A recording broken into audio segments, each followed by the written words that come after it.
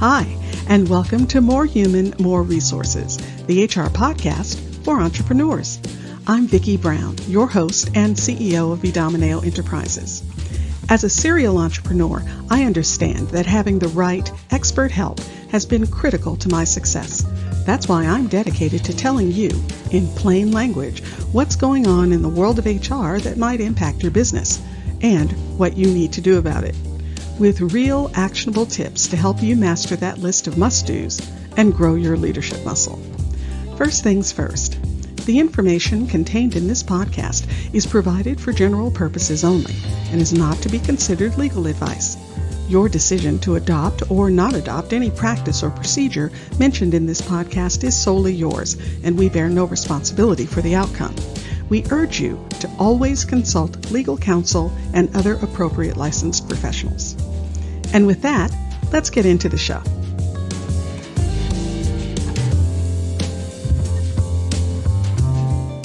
You're listening to Season 2, Episode 32. You know, you hear people say it all the time. I couldn't do without my team. I love my team. My team is the backbone of our success. In fact, you might even be the one saying those things. But are you 100% confident that it's true all the time? Do you have unconditional faith in your team's ability to get things done and done well? Well, if you're like most entrepreneurs, the answer unfortunately is no. Yes, you may love your team, but 100% unconditional faith all the time? Well, probably not. At least probably not if you're like 90% of the business owners out there. But I'll tell you a secret. One thing, one change can move you squarely to the 10% group. It's accountability. By holding others accountable and being held to account yourself. You see, consistently holding your team accountable actually grows trust, even when the team member fails to perform. That's because the elements of accountability create a foundation that your team can count on. They can trust that they know what's expected of them. They have what they need to do the job, and they know the type of feedback they'll get from the team leader. Here's some things to think about as you build accountability in your organization. First, hold yourself accountable.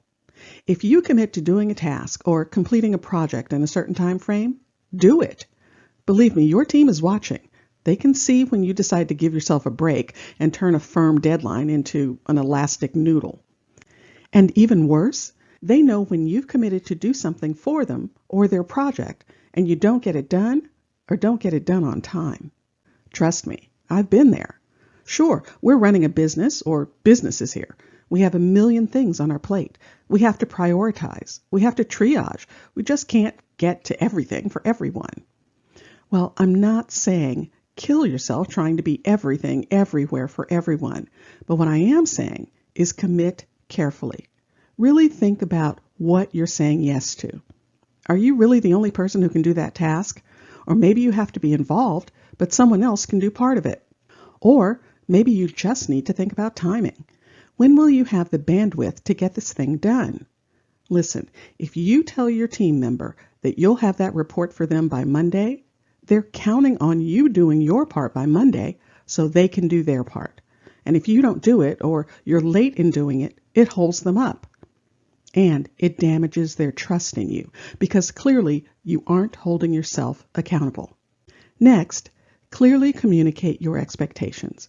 You cannot, I repeat, cannot expect someone to live up to expectations that live only in your head. Unless you and they are telepathic, you're going to need to use your words. Tell them what you expect. Only then can they even have a shot at getting to where you want them to go. But it doesn't stop there. They'll need the tools to do the job and training. Because again, they don't know what's in your head. So if you don't properly train them on what needs doing, then they aren't going to be able to do it properly. And while we're on the subject of doing it properly, that doesn't mean exactly like you would do it. Different people are, well, they're different. Each person will bring their own perspective to what they're doing. Who knows, it might even turn out better. But you have to allow room for that innovation. Don't micromanage or criticize just because it's a new way or dismiss their opinion out of hand. So, that's a nice list of don'ts. But there are some do's. Do follow up. Remember, delegating and abdicating are two completely different things. One is a valuable tool, the other is lazy and has no place in leadership. You can't just say, do this, and then walk off. Be available for questions and to provide help if needed. No, we don't need you to micromanage, but we do need you to lead. Do follow through. It's not about what you start, but what you finish.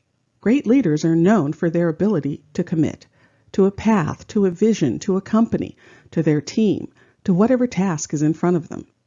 Wear your ability to follow through like a badge of honor, because it is. Not everyone has the ability to follow through, but those who do accomplish great things, and your team's trust factor will be off the charts. What? Someone who does what she says she'll do? Unheard of. Now, a key, though not very pleasant, part of following through is addressing poor performance right away. Work with that poor performing team member. Give them the help, tools, and support they need to be successful, and do it with empathy and grace. But if after all that they continue to underperform, then take immediate action. Listen, you have to give people a fair shake, and I'm all about second chances. But when it's done, it's done. And just leaving someone there hanging like a pinned fly, well, that's just cruel. You're miserable, they're miserable, and the team is miserable. Who do you think has to pick up the slack? And needless to say, letting them stay and do poor work, well, that's nowhere near the word accountability. No, have standards, insist on them, and address team members who don't or can't uphold them. And finally, measure progress and provide consistent feedback. If you don't measure it, you can't manage it. That quote is attributed to the famed management guru, Peter Drucker. Well, he got it right. If you don't or can't measure it, how can you know what you're doing, whether or not you're improving? Another huge plus to measuring, making something measurable almost forces you to communicate your expectations more clearly. And once you know how things are going, get in there and provide feedback. Good, bad, neutral, it doesn't matter what it is, as long as it's A, related to the topic at hand, B, it's consistent, and C, it's thoughtful. I think you'll find that upping the level of accountability will get you to that world-class team in no time and give you the confidence to lead them. If you found this information helpful, please leave a review and tell a friend. Thanks for spending the time.